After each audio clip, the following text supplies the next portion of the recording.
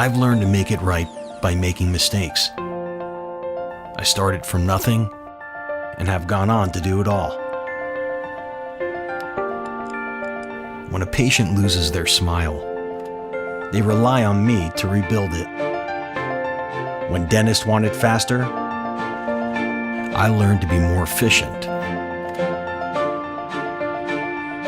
And when competitors make it cheaper, I make it better. Some see technology as a threat to their lab. I see it as an opportunity to grow mine. So I won't wait for the future. I'm going to craft it with my hands, my mind, and the partner that's had my back every step of the way. Straumann, craft your future.